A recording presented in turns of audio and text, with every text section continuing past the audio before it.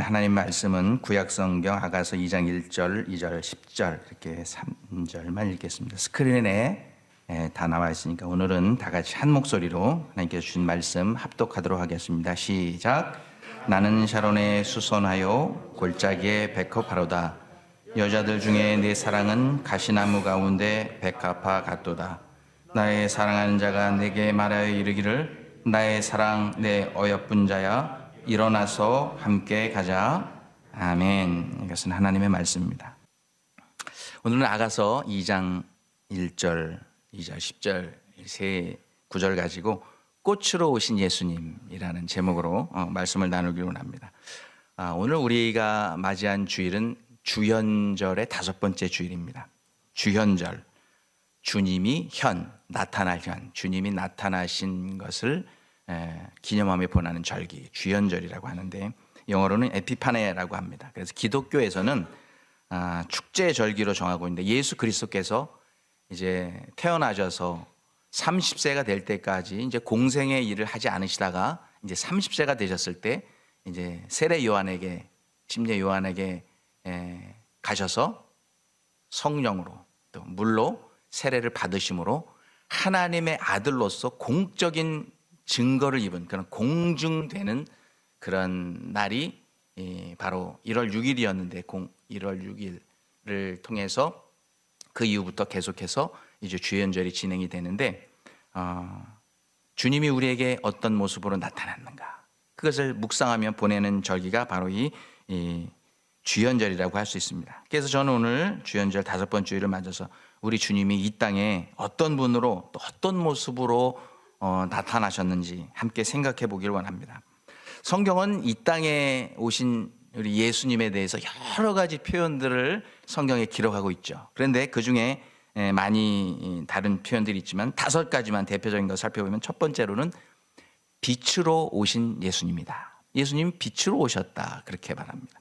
요한복음 8장 12절 보면 예수께서 또 일러 가라사대 나는 세상의 빛이니 나를 따르는 자는 어두움에 다니지 아니하고 생명의 빛을 얻으리라. 그러니까 이 빛으로 오신 예수님을 따르면 우리도 빛된 삶을 살게 된다라고 말씀해 주고 있는 것입니다. 그래서 이 땅에 빛으로 오신 예수님을 축제하는 성탄절을 다른 표현으로는 빛의 축제다 그렇게 말해요. 빛으로 오신 예수님을 축하하는 그런 절기가 크리스마스라고 할 수 있는 것입니다. 그래서 두 번째는 또 어린 양으로 오신 예수님이다 그러고 성경은 우리에게 말씀해 주고 있어요. 요한복음 1장 29절 보면 이튿날 세례 요한이 예수께서 자기에게 나오심을 보고 이르되 보라 세상 죄를 지고 가는 하나님의 어린 양이로다. 세상의 모든 죄를 우리의 모든 죄를 대신 지고 죽으실 희생양 하나님의 어린 양으로 성경은 표현하고 있어요. 그리고 세 번째 대표적인 것은 생명수로 오신 예수님이라고 성경은 말씀해 주고 있어요. 요한복음 7장에 보면 예수께서 서서 외쳐 이르시되 누구든지 목마르거든 내게로 와서 마시라. 나를 믿는 자는 그 배에서 생수의 강이 흘러나오리라. 우리의 영원히 목마르지 않는 생명수를 영생하는 물을 우리에게 주시려고 이 땅에 오신 분이 예수님이라고 성경은 말씀해 주고 있습니다. 그리고 네 번째로는 선한 목자로 우리에게 오셨다. 우리 많이 들어보는 것이죠. 요한복음 10장 11절에 보면 나는 선한 목자라 선한 목자는 양들을 위하여 목숨을 버리느니라. 이렇게 기록하고 있어요. 선한 목자로 오셨다. 그리고 마지막 5번째로 꽃으로 오신 예수님을 우리에게 말해주고 있어요. 오늘 본문에 나오죠. 아가서 2장 1절 나는 샤론에 수선하여 골짜기에 백합화로다. 여자들 중에 내 사랑은 가시나무 가운데 백합화 같도다. 이렇게 예수님이 이 땅에 꽃으로 오신 것을 또 표현하는 것을 볼 수 있습니다. 우리가 오늘 함께 읽은 이 아가서라고 하는 성경은 솔로몬 왕이 사랑했던 여인들이 많이 있죠. 또 많은 부인 왕비들이 있었지만 그 중에서도 특별히 더욱더 사랑했던 술람미 여인과의 이 특별한 이 사랑에 관해서 기록된 연가라고도 하고 지혜 문학이라고 합니다. 사랑의 노래라고 합니다. 하지만 이 아가서가 이 성경 정경 캐논에 포함된 이유가 뭐냐면 솔로몬과 술람미 여인의 이 사랑 얘기인데 왜 성경 정경에 이것을 넣는가 그렇게 생각하실 분이 계실지 모르지만 이 솔로몬 왕과 술람미 여인의 이 사랑을 어떻게 은유적으로 표현한 것이냐면, 이 세상 마지막 날 우리의 신랑 되신 예수께서 오실 때 그의 사랑하는 신부된 우리를 맞이하시며 천국의 혼인잔치로 이 성경이 마무리되잖아요. 마찬가지로 이 마지막 날 신랑 되신 예수님과 그의 사랑하는 신부가 우리가 결혼하는 그런 부부의 관계, 사랑하는 연인의 관계로 묘사한 은유 작품이기 때문에 이 아가서를 성경 전경에 포함시킨 겁니다. 그런데 특별히 오늘 우리가 함께 읽은 아가서에 보면 예수님의 모습, 앞으로 장차 우리를 구원하시기 위해서 메시아라 오실 이 예수님을 샤론의 꽃으로 묘사하고 있는 것을 볼 수 있어요. 샤론의 꽃. 예수님이 주연절에, 그러니까 주님이 어떤 모습으로 나타났는가? 바로 꽃으로 우리에게 나타나시고 꽃으로 우리에게 임하신, 꽃의 모양으로 임하신 예수님에 대해서 생각해 보기를 원하는 것입니다. 자, 그러면 이 땅에 예수님을 왜 샤론의 꽃으로 왔다라고 그렇게 솔로몬 왕은 묘사하고 있을까요? 저 웅장한 예루살렘의 꽃이라고 얘기 안 하고 저 아름다운 헤브론의 꽃이라고 하지 않고 왜 샤론의 꽃 예수라고 했을까요? 그 이유를 성경을 찾아보면서 하나씩 그 답을 찾아보기를 원합니다. 여러분, 샤론의 꽃 그런데 샤론이 어디예요? 샤론. 여기에 보면 이제 성지에 그 이스라엘 성지 순례에 다니는 그런 지도인데 거기 보면 빨간색으로 제가 표현을 해놨습니다. 샤론 플레인이라고 되어 있죠. 프랄이라고도 하고 플레인이라고도 합니다. 뭐냐면 이 샤론이라고 하면 히브리 말인데 샤론하고 하면 정확한 뜻은 여기 나와 있는 것처럼 플레인이라고도 하지만 프랄이 이 평야, 평원을 샤론이라고 말하면, 그러니까 어떤 샤론이 가진 히브리 말의 원뜻이 이 평원이라는 뜻입니다. 그런데 이게 평원이라는 뜻인 동시에 이 갈멜산에서부터 저 파란색까지 이제 지중해인데 그 지중해까지, 이 높은 산에서 지중해까지 쫙 이렇게 흘러내려가지고 그 평야를 이루고 있는, 대평원을 이루고 있는 지역을 또 샤론 평원이라고 그렇게 부릅니다. 샤론 평원. 여기는 빨간색으로 되어 있죠. 이 지역, 그 샤론이라고 하는 그 단어가 특별히 의미하고 있는 것은 아니라 이 지명을 이야기하고 있는 것입니다. 그런데 이 지명에서 우리가 알 수 있는 것은 대체적으로 평야 지역은 평야 지역이지만 이 산에서부터 깎아지르는 이런 골짜기를 지나서 바닷가로 가는 이 평야이기 때문에 대체적으로 척박하고 메마른 광야 지역이다라는 것을 알 수 있습니다. 그러니까 샤론 그러면 막 풍성한 것이 아니라 좀 메마르고 척박한 평원, 이렇게 생각하시면 됩니다. 그러면 왜 예수님을 샤론의 수선화라고 솔로몬은 표현했을까요? 샤론의 수선화. 원래 옛날 우리가 읽던, 지금은 우리가 개정 성경을 읽고 있는데 그거보다 오래전에 옛날부터 번역되었던 성경을, 이제 한글 성경을 개역 성경이라고 그럽니다. 개역 성경. 그 옛날 개역 성경에 보면 이 샤론의 장미라고 번역을 해놨어요. 샤론의 장미. 왜냐하면은 그 미국 사람들이 가장 많이 또 사랑하고 많이 읽었던 성경이 킹 제임스 버전이라고 하는 영어 성경이 있는데 거기에 보면은 The Rose of Sharon이라고 번역을 해놨어요. 그러니까 샤론의 장미라고 번역이 돼 있으니까 그걸 그대로 직역해서 개역 성경에, 그러니까 오래된 옛날에 우리가 읽었던 성경에 보면 그냥 샤론의 장미라고 번역을 했는데, 사실 그 이스라엘 사람들이 샤론의 장미라고 불렀던 꽃은 그냥 우리가 알고 있는 그 장미이니까 그냥 그런 장미구나, 그런 장미가 아니라 오히려 수선화에 더 가까운 꽃을 말합니다. 수선화에 더 가까운 꽃. 여기 이제 보이죠? 이게 꼭 장미가 아니라 오히려 수선화에 가까운 그런 모양을 하고 있습니다. 그래서 나중에 새로 이제 성경을 개정해서, 그래서 개역 성경을 개정해서 나온 것을 우리가 지금 읽고 있는데, 그 개정된 그 성경에는 어떻게 번역을 하고 있냐면 샤론의 수선화도다, 이렇게 해서 샤론의 수선화로 번역을 하고 있어요. 왜냐하면 이게 성경 식물 사전을 다 더 연구하고 관찰해서 그것을 더 정확하게 번역을 한 거예요. 샤론의 수선화. 그런데 정확히 말하면 우리가 알고 있는 그런 수선화도 아니에요. 뭐냐면 그 바다 수선화라고 하는 것이 있어요. 바다, 여기 나와 있는데 바다 수선화, 여기 사진에 남는 거예요. 바다 근처에 있는 샤론 평야의 척박한 모래 속에서 힘들게 피어나는 수선화이기 때문에 이것을 바다 수선화라고 그렇게 말해요. 이 바다 수선화의 학명 되게 어렵습니다. 판크라티움 마리티눔이라고 되어 있어요. 이게 이제 원래 학명입니다. 그리고 이것은 샤론의 수선, 이게 원래 학명이 더 정확한, 이것은 장미보다는 수선화에 가까운 백합. 이게 굉장히 어렵잖아요. 장미인데 장미라고 번역을 했는데 그것이 아니라 수선화인데 백합화 모양을 한 꽃. 이렇게 학명은 우리에게 설명해 주고 있어요. 우리가 알고 있는 그런 축축하고 좋은 땅에서 자라나는 그런 수선화가 아니라 바다 근처에 척박한 메마른 모래 속에서 자라올라 힘겹게 자라나서 볼품없이 피어난 백각 같은 모양을 이 바다 수선화라고 말하고 있는 것입니다. 그래서 이스라엘 사람들은 그 샤론의 수선화 그러면은 딱 예수님을 떠오른다고 해요.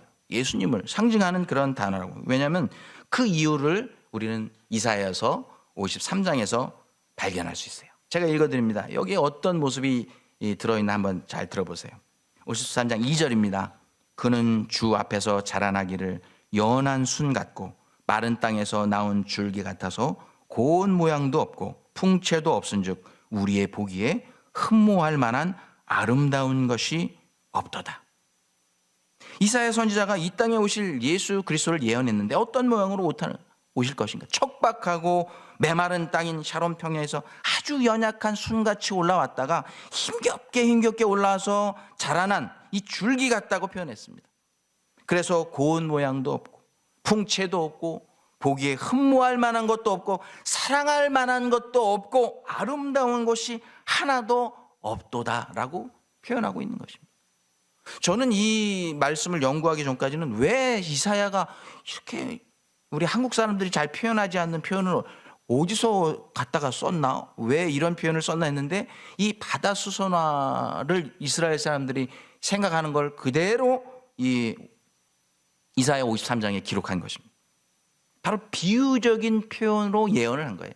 예수님이 이런 모양으로 메마르고 척박한 땅에서 연한 순같이 올라와서 그 꽃을 피웠던 그런 모습으로 예수 그리스도가 메시아가 오실 것을 예언했던 것입니다. 그런데 그것은 이사야 선지자만 예언한 것이 아니라 이 중동에서 자라고 있는 이 근동 지역에서 자라고 있는 모든 꽃과 식물과 나무를 다 관찰하고 연구해서 책을 쓴 사람이 있는데요.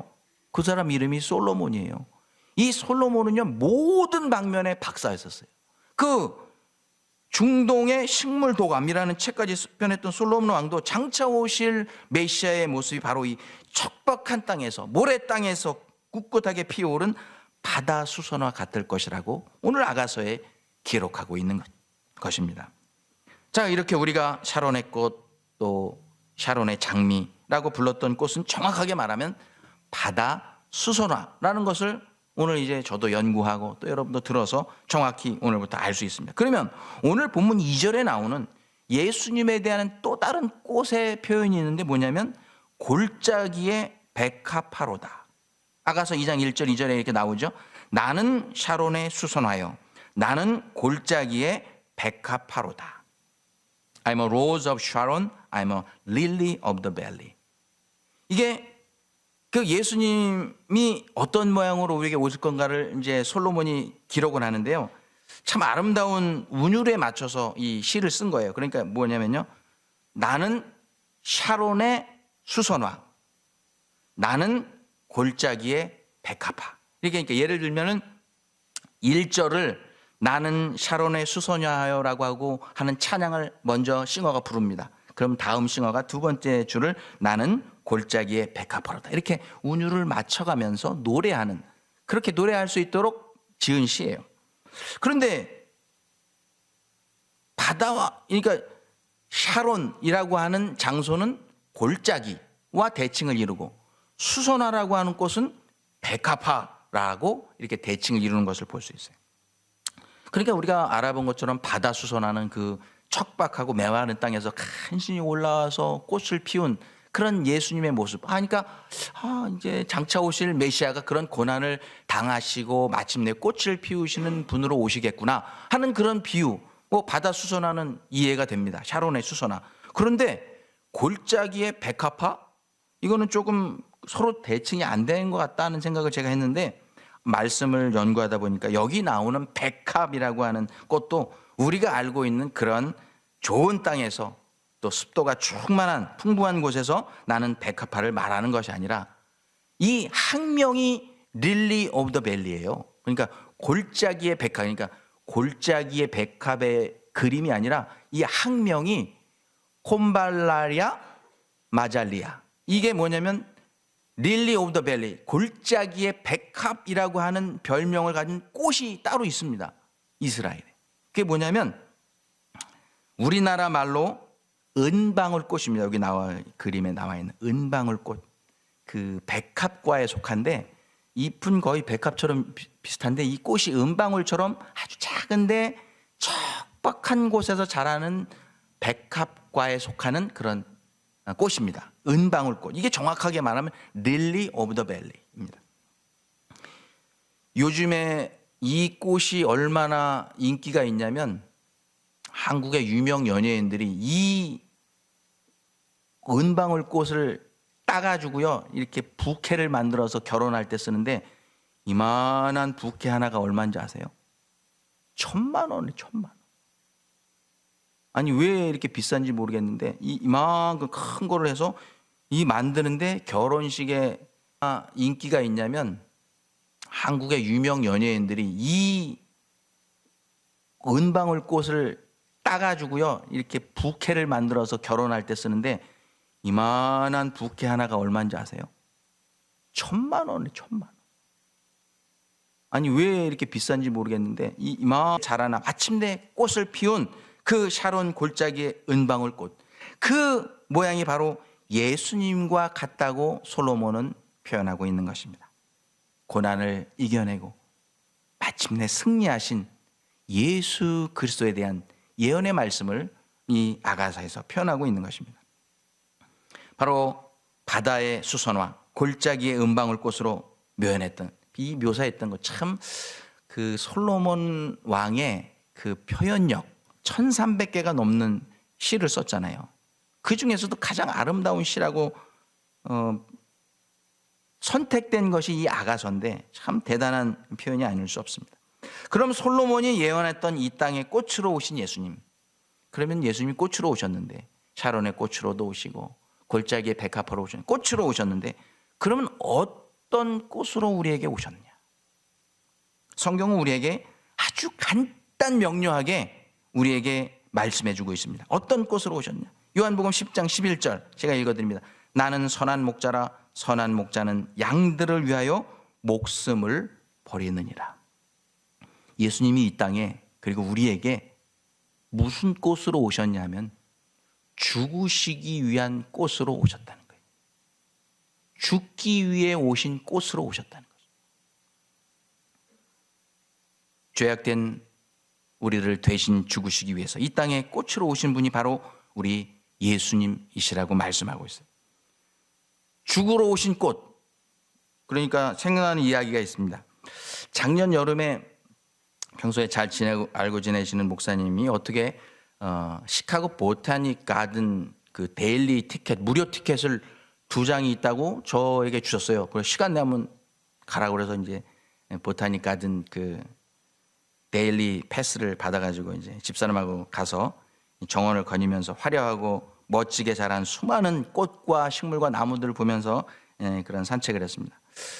그걸 보다가 여러 번 갔거든요. 여러 번 갔는데 처음 보는 꽃이 있어요. 그날이요, 제 평생 잊지 못할 꽃을 발견하고 왔어요. 그게 뭐냐면 이 꽃을 심으면은 10년 동안은 안 꽃 피다가 10년이 지나고 나면 매 5년마다 한 번씩 꽃을 피는데, 이게 뭐냐면 시채꽃이에요. 시채꽃. 여러분 보셨습니까? 시채꽃. 5년 만에 한 번씩 피는데요, 최대 높이가 3m, 저보다 훨씬 큽니다. 3m, 그리고 무게는 100kg까지 나가는 이 시체꽃이 딱 펴 있는 거에 갔는데 뭐 사람들이 막 주변에 사진을 다 찍고 막 왜냐면은 5년 만에 한번 딱 피는데 이틀 만에 져버려. 예? 5년, 10년 동안 땅 속에서 막 알뿌리를 만들다가 그 다음에 처음 피는 게 10년 만에 딱 폈다가 이틀 만에 싹 없어져 버려. 그리고 5년 동안 그러니까 이 사람들이 이거를 보고 싶은데 못 보는 사람이 많잖아요. 그리고 또 폈다고 그 소문 듣고 갔는데 벌써 없어지니까. 그러니까 이 시체꽃을 피어 있는 것을 보는 사람은 행운의 사람이다. 그런 말이 있습니다.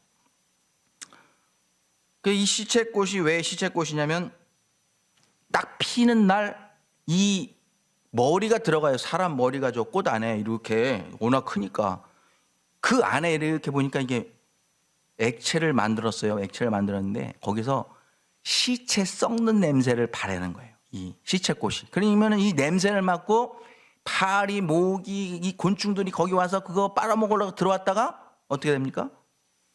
탁 덮으면은 그냥 밥이 되는 거죠. 이게 그래서 시체꽃이라. 그래서 이제 저는 또 워낙 호기심이 많아갖고 진짜 시체 썩는 냄새가 나나 그래가지고 가가지고 이렇게 냄새를 맡아봤더니 아이고 진짜로 정말 시체 썩는 냄새가 나다 진동을 하더라고요. 제가 왜 이 말씀 드리냐? 물론 이 시체꽃처럼 시체 냄새를 내서 곤충을 유혹해서 이렇게 영양분을 만드는 그런 꽃으로 주님이 오신 게 아니라 주님이 우리에게 우리 죄를 대신해서 죽으시기 위해 꽃으로, 죽으시기 위한 꽃으로 우리에게 오신 분이 예수 그리스도라는 거예요. 예수님께서 이 땅에 죄인 된 우리를 대신해서 죽으시기 위해서 꽃으로 오셨다는 사실은 우리의 마음을 늘 아프게 합니다. 죽으시러 오신 분, 죽으시러 오신 꽃, 그 누구도 대신할 수 없는 이 죽음이기 때문에 죽으러 오신 꽃, 죽으러 오신 분, 그것을 생각하면 마음이 아프죠. 그것이 바로 예수 그리스도의 사명이었어요. 죽으러 오신 것. 그 누구도 대신해 줄 수 없는 사명. 대부분은 누군가가 도움을 주면은 해결 안 받을 수 있는 문제들이 많아요.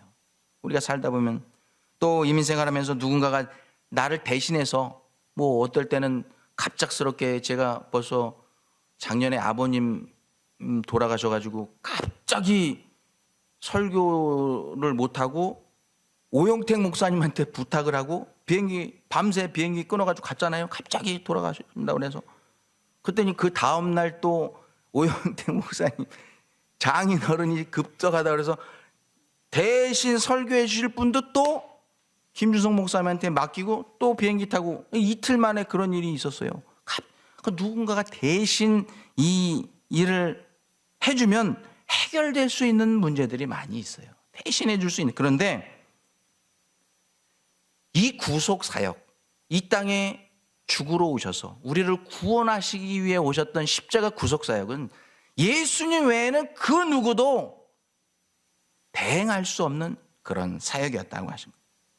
그래서 성경은 예수님을 죽으러 오신 분, 우리를 위해 죽으러 오신 꽃으로 말씀하고 있는 것입니다. 그 누구도 대신해 줄 수 없는 일을 하니까 제가 2주 전에 경험했던 저 외에는 그 누구도 도와줄 수 없고 그 누구도 대행해 줄 수 없는 일을 경험한 적이 있어요. 여러분 무슨 일인지 아십니까? 제가 지지난주 화요일이네요. 새벽이었습니다. 올 들어서 가장 추운 날, 템퍼레처가 -9 그리고 체감온도 윈칠이 -20도였던 날. 여러분 기억나세요? 지지난주 화요일 날 제일 바람도 엄청 불었던 날. 아침에 일찍 일어나서 새벽 기도하고 밥 씻고 밥 먹고 이제 툴을 챙겨가지고 이제 일하러 가기 전에 이 코스코 게스테이션에 가서 이제 기름을 넣으러 딱 갔습니다. 가니까 7시가 다 됐는데 보통 때 같으면 막 줄 서서 기름을 넣는데 사람이 하나도 없어요. 막 너무 추우니까 사람들이 이제 늦게 나왔는지 나중에. 그래서 그 10개 주유구가 있는데 제 차를 어디다가 댔냐면 제일 가운데 하나 둘 셋인데 제일 또 가운데 줄에 있는 제일 가운데 2번에다가 딱 세우고 기름을 다 넣었어요. 쫙 풀탱크를 넣고서 시동을 딱 켰어요. 시동이 안 걸리는 거예요. 그 추운 날 시동이 안 걸리는 거예요. 아니 그러니까 아마 이제 밤에 마이너스 9도니까 마이너스 윈실까지 최감 온도 마이너스 20도까지 내려가니까 배터리도 약해지고 막 이랬는데 제가 또 기름을 넣을 때 한 2, 3분 동안 헤드라이트를 그냥 켜놨나 봐요. 이 끄고서 했었는데 배터리도 약해졌는데 헤드라이트 켜놓고 또 기름을 넣어서 그런지 이게 킥킥킥 그러더니 그 다음에는 소리도 안 나요.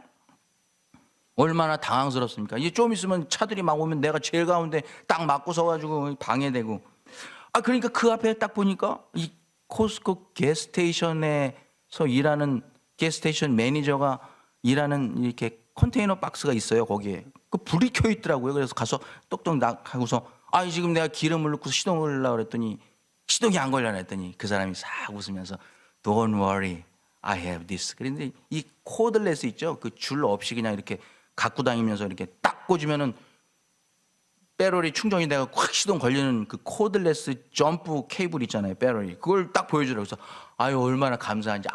그래갖고 차에 가가지고 문을 열고 탁 본네트를 열고 그 사람이 가지고 오는 동안 야 여기다 연결하면 돼. 그래서 연결을 해주도록 탁 준비를 딱 해놓고 딱 보니까 케이블을 딱 연결하니까 나갔던 배터리가 다시 들어오니까 이 실내등 켜지는 소리가 들리는 거야. 땡땡땡 하면서 불이 딱 켜지는 거예요.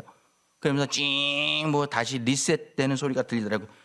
다 연결했으니까 가서 시동 켜보래요. 그래서 시동을 켜러 딱 가는데 문을 딱 열라고 하니까 이 문이 찰칵 하는 잠기는 소리가 들리는 거예요. 왜냐하면 이 알람이 배터리가 나갔다가 작동이 안 되다가 이제 배터리가 들어오니까 누가 본네트를 열고 자꾸 만지작 그러니까 이 알람이 작동이 돼갖고 문이 자동으로 착 잠기는 거예요. 그러니까 이 매니저가 야 그러면 키로 문 열고 열어봐 그랬더니 키가 안에 있는 거예요. 안에다가 놓고 나왔는데 잠긴 거예요.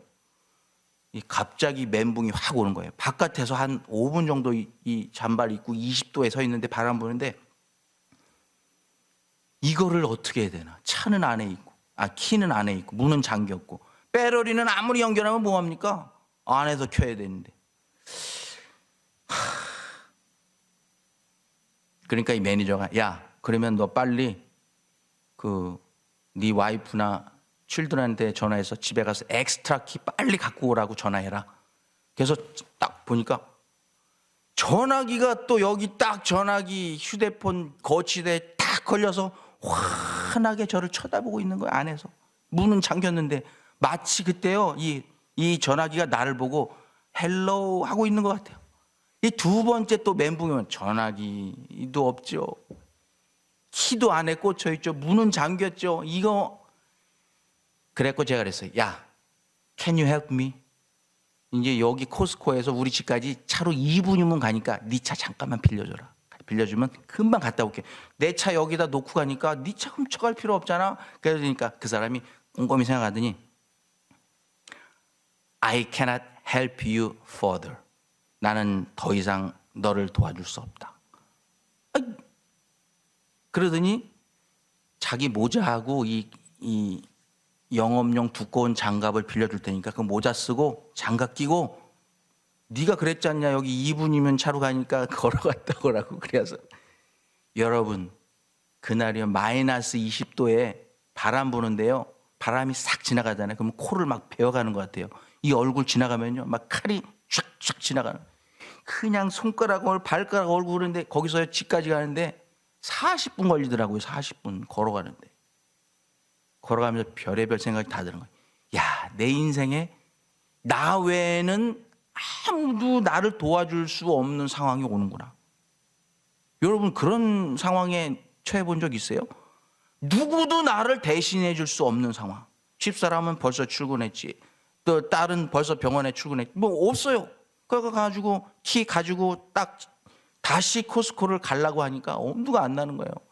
그래가지고 모자 얇은 모자 주머니에 넣고 그냥 두꺼운 모자 다시 쓰고 장갑도 그냥 3-4겹 다시 또 그냥 두꺼운 거 끼고 운동화 신고 가는데 그냥 발가락이 다 얼은 털신으로 바꿔 신고 두꺼운 옷을 다시 갈아입고 또 40분 동안 와서 그 엑스트라 키를 시동을 딱 켜고서 딱 처음 나오는 말이 아버지 감사합니다. 여러분, 그날이요, 제가 경험한 게 좋은 추억을 만들었는데 무슨 추억이냐면요, 정말 내 인생에서도 누구도 나를 도와줄 수 없는 상황이 오는구나, 나 외에는 일을 할 수 없는 상황이 오는구나, 그걸 느꼈어요. 사랑하는 성도 여러분, 이 땅에 우리의 죄를 대신해서 죽으시기 위해 하신 우리 예수님의 사역, 그것은요, 그 누구도 대신할 수 없는 사역이었어요. 우리를 위해서 죽으시기 위해 오신 꽃, 샤론의 꽃, 우리를 위해 죽으시기 위해서 오신 분, 그분이 저 척박한 모래 땅에서 연한 순같이 올라와서 꽃을 피우는 그런 샤론의 수산화, 골짜기의 백합화 같으신 분이 우리 주님이십니다.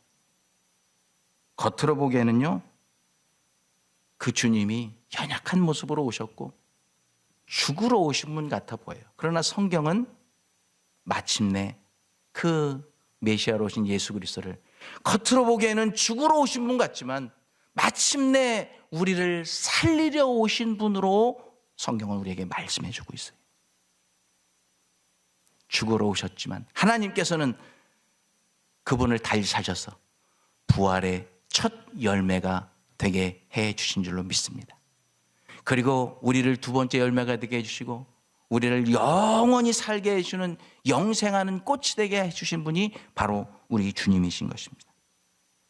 간절히 바라기는 그 예수 그리스도, 샤론의 수선화, 골짜기의 백합화로 오신 우리 예수 그리스도를 여러분의 마음밭에 매일 매순간 매때마다 심으실 수 있기를 바랍니다. 그래서 여러분의 삶에 예수 그리스도 향기가 날마다 바래지는 그러한 복된 삶을 사시기를 우리 주 예수 그리스도 이름으로 축원합니다. 기도하겠습니다. 하나님 감사합니다. 죄 많은 우리들을 위해서 샤론의 꽃 예수를 이 땅에 보내주시고 비록 그를 십자가에서 죽이셨지만 다시 부활케 하시고 우리를 영상케 하는 생명수가 되게 하시고 영생하는 꽃이 되게 해주신 하나님 감사를 드립니다. 오늘 주신 말씀 따라서 예수 그리스도 이 샤론의 꽃을 우리의 심령마다 우리 마음의 밭에 매일매일 심음으로 예수의 향기 바라는 우리 모두가 되게 하여 주시옵소서. 예수님의 이름으로 기도하옵나이다.